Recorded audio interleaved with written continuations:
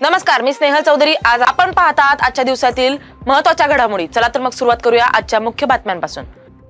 सोलापूर जिल्ह्यातील रात्री झालेल्या मुसळधार पावसामुळे सीना नदीला महापूर। मोहोळ, दक्षिण व उत्तर सोलापूरसह बार्शी तालुक्यातील गावांना पुराचा धोका। प्रशासनाचा नागरिकांना सतर्कतेचा इशारा। लातूर जिल्ह्यात तेरणा नदीला आलेल्या पुराने उजनी गावात हाहाकार। ग्रामपंचायत कार्यालय, बँक, शाळा आणि शेकडो दुकाने पाण्यात। हजारो हेक्टर शेती जलमय होऊन नागरिकांचं मोठं नुकसान। जळगाव जिल्ह्यातील भाकरी गावात तरुण शेतातून घरी परतत असताना नाल्यात गेला वाहून शोध मोहीम सुरू। परभणी जिल्ह्यातील लोवर दुधना प्रकल्पातून मोठ्या प्रमाणावर विसर्ग झाल्याने दुधना नदीला पूर। गावाचा पूल पाण्याखाली जाऊन शेती पिके जलमय। नागरिकांना पुराचा वेढा, बचाव कार्य सुरू। धाराशिव जिल्ह्यातील मुसळधार पावसाच्या पार्श्वभूमीवर परिवहन मंत्री प्रताप सरनाईक यांची मुख्यमंत्री व उपमुख्यमंत्र्यांशी चर्चा। आवश्यक साहित्य घेऊन 24 सप्टेंबरला तातडीच्या दौऱ्यावर रवाना। माढा तालुक्यातील 16 गावांना पुराचा वेढा। म्हैसगाव, पापनस, तांदुळवाडी, रिधोरे परिसरातील 250 लोकांचे जीव वाचवण्यात प्रशासनाला यश। 1480 बाधित नागरिकांचे सुरक्षित बळी। स्थलांतर, रेस्क्यूचे काम अजून सुरू। सरकारने आमच्या घरात भांडणं लावली। निवडणूक संपल्यावर आमचे 1500 रुपये बंद केले।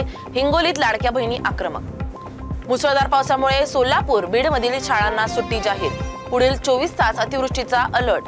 रोज ढगफुटीसारख्या पाऊस पडतोय। शेतकऱ्यांना हेक्टरी 50,000 रुपये मदत द्या, विजय वडेट्टीवारांची मागणी। साताऱ्यातील गजवडी गावातील गावकऱ्यांनी पेटवली क्रांतीची ज्योत। जमीन घराच्या उतार्यावर पुरुषांसोबत महिलांची नावे। फडणवीसांनी मोहित कंबोज यांच्या कंपनीसाठी मुंबईतील 800 कोटींचे भूखंडाचे आरक्षण बदललं। वर्षा गायकवाडांचा आरोप। पुणे गँगवॉर प्रकरणाला नवं वळण। बंडू आंदेकरने 20 कोटींची खंडणी उकळल्याचं तपासात उघड। गावात पाणी, घरात पाणी, शेतातील पिकं पडली आडवी। सोलापूर, धाराशिव मध्ये शेतकऱ्यांच्या डोळ्यात अश्रूंच्या धारा। अहिल्यानगरमध्ये मुसळधार पाऊस। सीना नदीला महापूर। जनजीवन विस्कळीत। नगर कल्याण महामार्गासह अनेक रस्ते बंद। नागरिकांची गैरसोय। जालना जिल्ह्यात विरेगाव येथे पुरात अडकलेले शेतकरी सुखरूप बाहेर। कल्याणी नदीला अचानक पूर। प्रशासनाच्या तत्परतेने बचाव कार्य यशस्वी। नागरिकांनी घेतला सुटकेचा निश्वास।